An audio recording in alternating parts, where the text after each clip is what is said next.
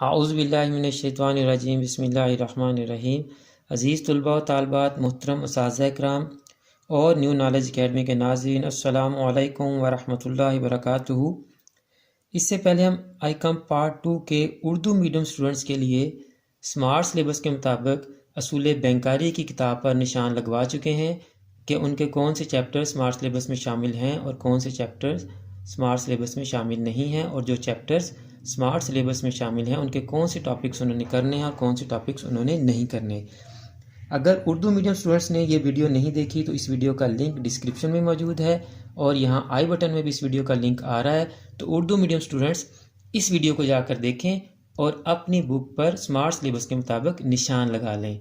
आज की video English medium students के लिए है। आज हम आईकॉम पार्ट 2 के इंग्लिश मीडियम स्टूडेंट्स को प्रिंसिपल ऑफ बैंकिंग की किताब पर स्मार्ट सिलेबस के मुताबिक निशान लगवाएंगे। आए स्टूडेंट्स, वीडियो शुरू करते हैं। इससे पहले कि हम आज की वीडियो शुरू करें, अगर आपने चैनल सब्सक्राइब नहीं किया तो चैनल को सब्सक्राइब कर लें और बेल आइकन को भी दबा दें ताकि हमारी तमाम वीडियोस आपके पास बर वक्त और बराह रास्त पहुंचती रहें। तो स्टूडेंट्स देखें, आपकी स्क्रीन पर इस वक्त बैंकिंग का सिलेबस आ रहा है। सबसे पहले मैं आपको बताऊंगा कि कौन से चैप्टर्स आपके सिलेबस में हैं और कौन से चैप्टर्स नहीं हैं, और फिर जो चैप्टर्स आपके सिलेबस में शामिल हैं उनके भी हम टॉपिक बताएंगे आपको कि कौन से टॉपिक्स आपके सिलेबस में हैं और कौन से टॉपिक्स आपके सिलेबस में नहीं हैं। पहला chapter beginning and evolution of bank आपके सिलेबस में है। कमर्शियल बैंक भी है, इलेक्ट्रॉनिक बैंकिंग नहीं है, सेंट्रल बैंक सिलेबस में है, scheduled and non scheduled banks syllabus में नहीं है, bank accounts, banker and customer relationship ये दोनों सिलेबस में शामिल हैं, bank funds and there use ये सिलेबस में नहीं है, निगोशिएबल इंस्ट्रूमेंट 1 और 2 और नॉन निगोशिएबल इंस्ट्रूमेंट्स और फॉरेन एक्सचेंज ट्रांजैक्शन ये चारों आपके सिलेबस में शामिल हैं। Money market, banking system Pakistan और इस्लामिक बैंकिंग ये तीनों आपके सिलेबस में नहीं है।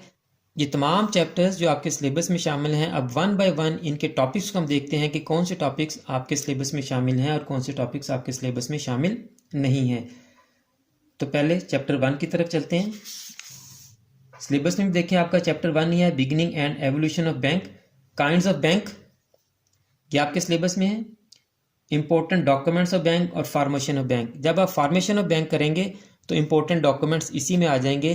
तो सिर्फ ये दो टॉपिक आपके सिलेबस में हैं, बाकी सारे आपके सिलेबस में शामिल नहीं, मैंने क्रॉस कर दिए हैं। अब चलते हैं चैप्टर 2 पे। चैप्टर 2 हमारा है कमर्शियल बैंक का, और स्मार्ट सिलेबस से भी देखें चैप्टर 2 कमर्शियल बैंक ही है। Commercial bank and its function, सिर्फ कमर्शियल बैंक उसने कह दिया है तो आप इसका इंट्रोडक्शन भी कर लें और डेफिनेशन भी कर लें और फंक्शंस भी कर लें।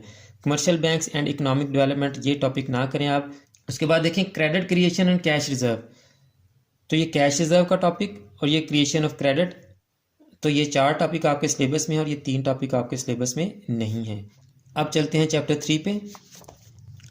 आपकी बुक में चैप्टर 3 इलेक्ट्रॉनिक बैंकिंग है जो आपके सिलेबस में नहीं है, इसलिए इस सारे को काट दें, ये सारा आपके सिलेबस में शामिल नहीं है। नेक्स्ट चैप्टर 4 पे चलते हैं। स्टूडेंट्स बुक का चैप्टर 4 है सेंट्रल बैंक। स्मार्ट सिलेबस पे देखें, यहाँ आपके पास सेंट्रल बैंक तीसरे नंबर पे है। तो central bank and its function, central bank उसने कहा है तो इंट्रोडक्शन उसका कर लें आप और डेफिनेशन कर लें। ठीक है जी, ग्रोथ ना करें और प्रिंसिपल्स ना करें, और ये फंक्शंस का टॉपिक उसने दिया हुआ है एंड इट्स फंक्शन। उसके बाद है जी principles and method of note issue, monetary policy. तो ये तो आ गई मॉनेटरी पॉलिसी, और principles and method of note issue ये मैं आपको चैप्टर के अंदर से दिखाता हूँ कहाँ है ये आपके टॉपिक। ये आ गए जी प्रिंसिपल्स ऑफ नोट इशू, ये आपने करना है।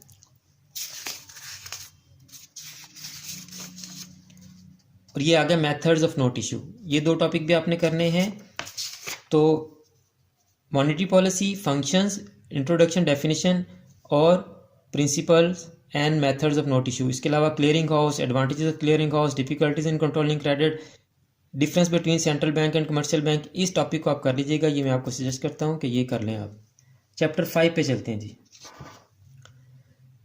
तो स्टूडेंट्स बुक्स में देखें 5वां चैप्टर है scheduled and non scheduled banks, और सिलेबस में इसका कोई जिक्र नहीं है। इसका मतलब ये आपके सिलेबस में शामिल नहीं है, इसको काट दें। ये पूरे का पूरा चैप्टर आपके सिलेबस में शामिल नहीं है। चैप्टर 6 पे चलते हैं जी।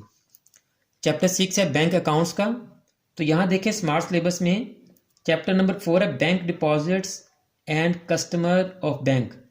तो इसी के अंदर ये आपका चैप्टर शामिल है, ओपनिंग ऑफ बैंक अकाउंट। ये आ गया जी procedure of opening a bank account. अब उसने सिर्फ ओपनिंग ऑफ बैंक अकाउंट लिखा है, ना प्रोसीजर लिखा है, ना कॉजेज लिखा है, ना प्रिकॉशंस लिखा है, इसलिए आप ये तीनों टॉपिक करें और इंट्रोडक्शन भी कर लें इसका। डॉक्यूमेंट्स ऑफ बैंक नहीं है सिलेबस में।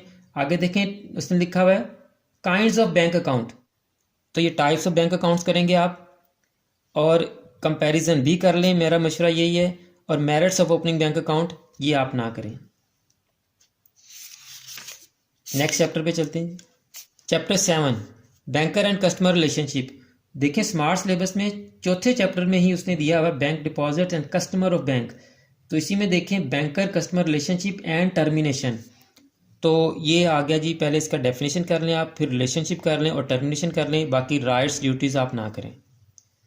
नेक्स्ट चैप्टर पे चलते हैं। Bank funds and there use, ये भी आपके स्मार्ट सिलेबस में नहीं है इसलिए इसको काट दें, पूरा चैप्टर आप नहीं तैयार करेंगे। नेक्स्ट चैप्टर पे चलते हैं।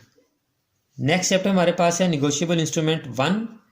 तो देखें चैप्टर 5 में इसने सारा इंस्ट्रूमेंट्स को कवर किया हुआ है, credit instrument, negotiable instruments, banks, letter of credit. तो ये आपके 3 चैप्टर, बुक के 3 चैप्टर इस एक चैप्टर में उसने इकट्ठे किए हुए हैं। तो सबसे पहले चेक बता दिया उसने, ना बताया उसने चेक की डेफिनेशन, ना उसने बताया हिस्ट्री, ना उसने बताया पार्टीज, ना उसने बताया एडवांटेजेस, ना उसने बताया कैरेक्टरिस्टिक्स। तो इसके आप डेफिनेशन तो लाजमी करें इसकी, फिर इसकी पार्टीज भी कर लें आप, हिस्ट्री भी कर लें आप, characteristics and advantages of cheque ये बेशक रहने दें। उसके बाद उसने कहा kinds of cheques, kinds of cheque कर लें आप। अब जब काइंड्स दी हैं तो उसका कंपैरिजन भी वो पूछ सकता है आपसे, इसलिए कंपैरिजन को भी कर लें आप। और नेक्स्ट टॉपिक देखें उसने लिखा हुआ है डिसऑनर ऑफ चेक। तो causes of dishonour of cheque आ गया, फिर इंडोर्समेंट ऑफ चेक नहीं है। क्रॉसिंग ऑफ चेक देखें, नेक्स्ट टॉपिक आपका स्मार्ट सिलेबस में यही है, क्रॉसिंग ऑफ चेक, तो ये आप करेंगे। Suggestions to improve the use of cheques, तो ये टॉपिक आपके सिलेबस में नहीं है। नेक्स्ट चैप्टर पे चलते हैं। चैप्टर 10 निगोशिएबल इंस्ट्रूमेंट्स 2, तो ये चैप्टर भी आपका स्मार्ट सिलेबस में चैप्टर 5 के अंदर ही शामिल है। तो देखें जी बिल्स ऑफ एक्सचेंज, सिर्फ उसने बिल्स ऑफ एक्सचेंज कह दिया है, ना उसकी डेफिनेशन, ना इंट्रोडक्शन, ना पार्टीज, ना कैरेक्टरिस्टिक्स। तो आप डेफिनेशन तो लाजमी करें ना बिल्स ऑफ एक्सचेंज की। उसके बाद उसने लिखा हुआ है जी kinds of bills of exchange, ये काइंड्स आ गया, ये आप करेंगे। कैरेक्टरिस्टिक्स आप छोड़ दें, ना करें इसको। Advantages of bills of exchange ये भी ना करें। Definition and parties of promissory note, तो देखिए उसने सिर्फ प्रोमिसरी नोट लिखा है, तो डेफिनेशन भी करें और पार्टीज भी करें। काइंड्स नहीं लिखा उसने, तो काइंड्स ना करें। Definition parties of kinds of bank draft ये भी नहीं होगा, ये बाकी सारे टॉपिक्स आपके सिलेबस में नहीं है, इनको काट दें आप। चैप्टर 11 पे चलते हैं। चैप्टर 11 हमारे पास है नॉन निगोशिएबल इंस्ट्रूमेंट्स, और ये भी आपका स्मार्ट सिलेबस के चैप्टर 5 के अंदर ही है। तो लास्ट 2 टॉपिक्स हैं हमारे letter of credit and kinds of LC. तो ये बैंकर्स लेटर ऑफ क्रेडिट ये आपने करना है, money order, postal order, IOU और स्टॉक सर्टिफिकेट ये आपने नहीं करने। और लेटर ऑफ क्रेडिट की जो काइंड्स हैं वो मैं आपको चैप्टर में से दिखाता हूँ कहाँ से आपने तैयार करनी है।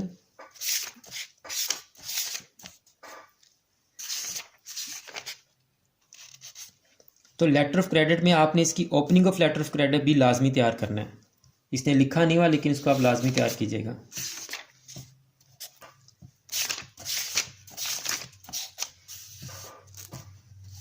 ये नहीं जी kinds of commercial LC letter of credit, ये आपने काइंड सारी करनी है।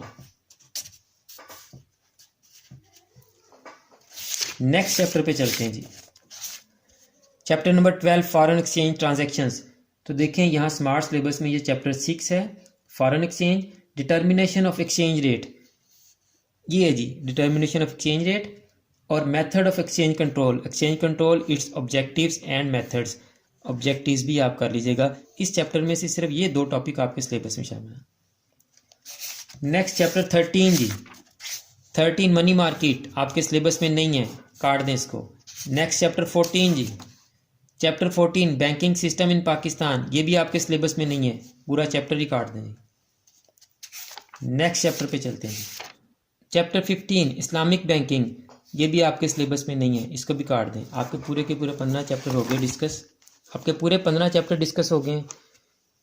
तो इंग्लिश मीडियम स्टूडेंट्स, उम्मीद है कि आपको आज की वीडियो से आसानी होगी। उर्दू मीडियम की बुक से आपको समझ नहीं आ रही थी और बहुत से बच्चों ने रिक्वेस्ट की थी कि सर इंग्लिश मीडियम की बुक पे भी निशान लगवा दें।